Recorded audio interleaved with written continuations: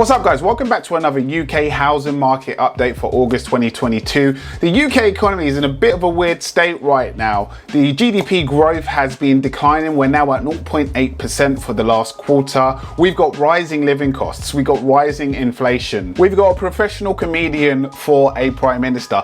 So what is going to happen to property? As the economy is seemingly heading towards a downturn, maybe even a recession, is property going to follow suit and go the same way as it usually does? Today we're going to look at all of that. But before we get into that, my name is Warren. I am a banker here in the City of London and a property investor across the UK. My goal is to live free and independently from property. So if you're like-minded, smash that subscribe button. If you want to get these regular monthly updates, hit the subscribe button and also like if you're feeling generous. So let's get straight into this update. Now, as I said at the beginning of the video, the UK economy is in a precarious state. I want to look across the pond at the US economy. If you look at the stats on the screen right now, we can see that the inflation rate is at 9.1%, a level not seen since the 1980s, guys, so 40 years ago.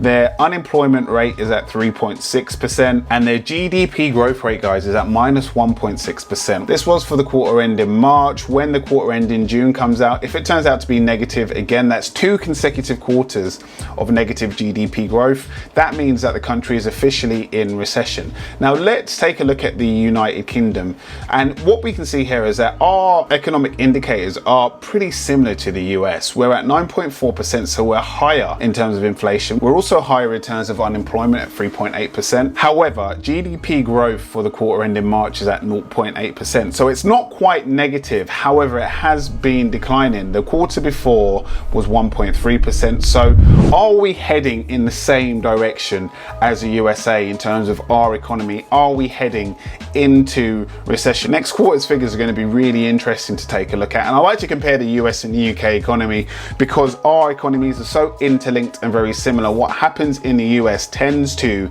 mirror what happens in the UK. So what does this mean for property? Now let's take a look at the rightmove UK housing market data for the month of July, guys. Now rightmove have actually revised their growth figure for the year 2022. They're saying that houses in the UK are going to grow by 7% instead of 5%. It was 5%. This month they revised it upwards to 7%. Now why have they done that? Let's look at an article from the Property Industry Eye on the UK housing market in reaction to this reforecast to have a look in a bit more detail. Now what they're saying is that the UK housing stock volumes are struggling to recover to the levels in 2019 pre the global health crisis. So essentially we need in the UK more houses being listed for sale in order to meet the demand. Now even though listings are on the up ever so slightly, so it's not quite at the low levels that we saw a year ago, it's still not sufficient. The amount of houses up for sale is still not sufficient to meet the demand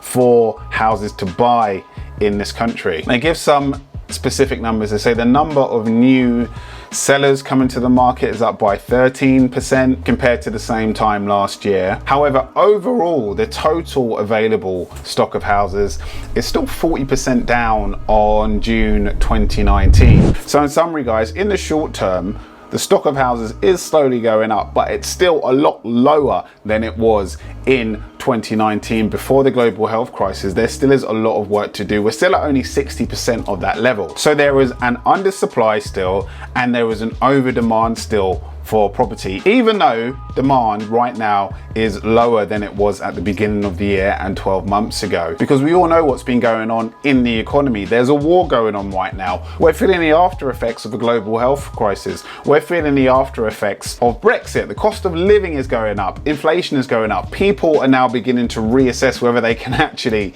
still afford to move and pay these over-the-top prices that have been going on for 18 months. Guys, it's been a madness in terms of people overpaying for what houses are actually worth in the market over the last 18 months. So demand is calling. However, amongst all of that, the bigger picture, guys, that we need to remember and we need to keep hold of is that there's still an over-demand and under-supply overall, and that means prices are still going to do that. And that's why rightmove have revised their prediction from 5% upwards to 7% 5%, because that expected extra supply of houses, those extra people that they thought would come and start selling and putting their houses up for sale during this year has not come. And just to round off this point, guys, we can see from the Rightmove statistics that the prices of houses is still going up. Yes, it has flattened out from May to June. However, it's still gone up ever so slightly, and we're at a record once again of £369,000. So every month from January until now, UK house prices have hit a record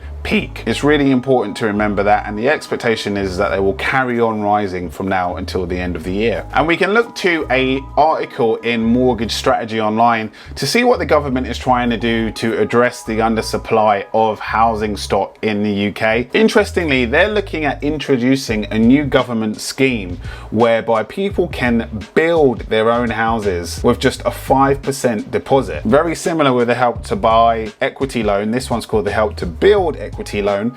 The government can give you up to 20% of the land and build costs outside London, and that goes up to 40% if you're inside London. And I'm assuming you're going to have to get lending like a mortgage or a development loan on the remainder. Payments on the government portion of the loan are interest only, but free for the first 5 years. Well, I guess whilst you're actually building a thing, that helps. You've got 3 years to build it, and then after that, interest starts getting charged at 1.75% in year 6. And then once you've built your house, it switches to a standard repayment mortgage. And you know, in a wider scheme of things, guys, this is all ties into the government's target to build 300,000 homes per year by the mid-2020s. What it looks like, you know, reading between the lines of this product, is that they're now extending, I guess, the onus and the responsibility of building homes in the UK towards us, everyday people like me and you, which I think is a good thing. I guess the question is, in this current economic environment, how many people are really going to be looking to build their own house? I don't know if the timing is quite right for this. As I said at the beginning of the video, you've got record inflation, you've got the war, you've got rising living costs, you've got utilities going up, you've got the after effects of the global health crisis. People have less money in their pockets, they're less optimistic about the future of the economy, so I don't think they're going to be inundated with applications from people looking to build their own homes in this current environment. And you can kind of see this in the stock market as well. I don't know about you guys, but I don't just invest in property, I invest in stocks and shares, mainly through ETFs, exchange traded funds. But my portfolio of stocks has gone down 30% over the last 12 months. I invest globally in companies across the world via ETFs. That's the brilliant thing about them. But my portfolio has gone down by 30%. However, I believe that this isn't down to these companies intrinsically losing value. They haven't become worse at what they do over the last 12 months. It's about consumer confidence, guys. And the stock market is a really good gauge of where consumer confidence, where optimism is. When people feel less optimistic about the economy, about social, political situations, the stock market tends to suffer. Me personally, I've actually been buying more stocks and shares via ETFs because I believe that these companies that are falling in value right now are actually underpriced. As I said, their intrinsic value, I don't believe has fallen. It's down to people just not feeling confident about the economy. One app that I really like to use is InvestEngine, because you can create an account and start investing in literally just a few minutes, all from your mobile phone. Best of all, there's no fees associated with it, and your money is protected by the Financial Services Compensation Scheme up to £85,000, so it's very safe to invest on this platform. They're protected by the regulator. A lot of people avoid the stock market because they find it confusing or intimidating to get started in, but this app really does make it so simple to use. It's user friendly, and you don't have to be a stock market expert to get started. There's lots of cool features such as fractional investing, so you can start as small as you want and invest with as little as £1 if you're brand new to it. You can share your portfolio with others. There's an auto investing option and many more. So if you want to diversify your investments and get into the stock market with really little capital required, check out the link in the description below and start your wealth building journey now. So what's my opinion? What do I think is going to happen with property over the next 12 months? Do I think that there's going to be a property crash? Do I think that a recession is coming? I don't think that there is going to be a property crash. So a crash, the definition of a property crash is, as a lot of people take it, is a fall of 10% or more from the peak over the last 12 months. The last time that we saw that happen we saw a dip of 10% from the peak in the last 12 months was in 2009, the last recession, and before that in 1995. So it's only happened twice, guys, in the last 27 years. So do I think that that's going to happen anytime soon? I don't think that's going to happen. And usually when that happens, when we see that happening in the property market, in line, in parallel with that, you usually see a really struggling economy. And I'm talking high levels of unemployment, high inflation, high interest rates. There is high inflation and high interest rates right now, but unemployment is okay. We have had the economy propped up significantly by the government over the last 24 months. All of the quantitative easing, the furlough scheme, the government have done a lot to basically stop the economy from going into recession and crashing. So I don't think that we're going to see a heavy recession, and I definitely don't think that the property market's going to crash. I do think that it's going to cool down. Yes, prices have been rising really rapidly over the last 18 months, like really rapidly. But again, I think that's been fueled by a lot of non-market external factors. So we've had the global health crisis that has caused a search for space. People are working from home now more, so they don't have to travel into an office. So a lot of people have said, hey, now might be a good time to move, go and find somewhere with more space. We've had lots of government intervention in the form of quantitative easing that causes the asset prices to go up. So everything from housing to stocks, all that kind of stuff. There also was a stamp duty holiday, if you remember that, and there also was the introduction of the 95% mortgage guarantee scheme.